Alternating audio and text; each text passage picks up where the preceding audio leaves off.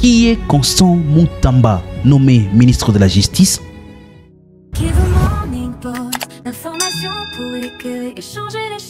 Le candidat malheureux de la présidentielle du 20 décembre 2023, Constant Mutamba, vient d'être nommé nouveau ministre d'État, ministre de la Justice et garde des Sceaux par une ordonnance lue dans la matinée de ce mercredi 29 mai 2024.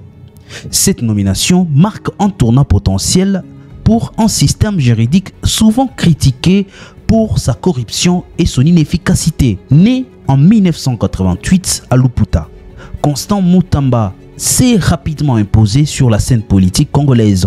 Diplômé en droit de l'université protestante au Congo et détenteur d'un master en gestion et droit de l'entreprise de l'université de Liège, Mutamba a fondé le cabinet d'avocats MKM Law Firm et a été actif dans plusieurs organisations politiques, notamment le Front commun pour le Congo FCC, ainsi que le regroupement dynamique progressiste révolutionnaire du PRO qu'il préside. Mutamba est connu pour ses positions tranchées, notamment concernant les conflits dans l'Est de la République démocratique du Congo.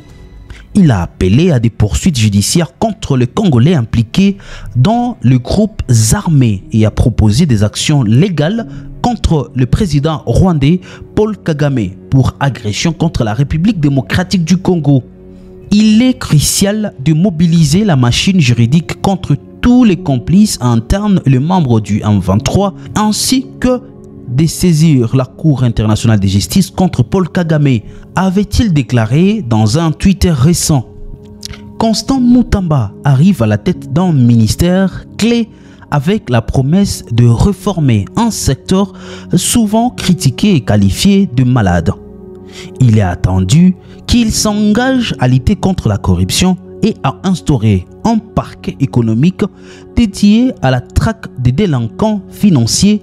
Sa vision est de restaurer la confiance dans les institutions judiciaires et de renforcer l'état des droits en République démocratique du Congo. Notons par ailleurs que la nomination de Constant Mutamba est perçue par quelques analystes politiques congolais comme un signe fort de la volonté du gouvernement de renforcer l'état des droits en République démocratique du Congo, alors que la plupart restent sceptiques quant à cela. Les attentes sont donc élevées pour ces jeunes ministres de 36 ans dont les actions futures seront scruté de près par les citoyens congolais et la communauté internationale. Merci d'avoir suivi cette vidéo sur Kivu Morning Post. Nous restons là, informés pour transformer.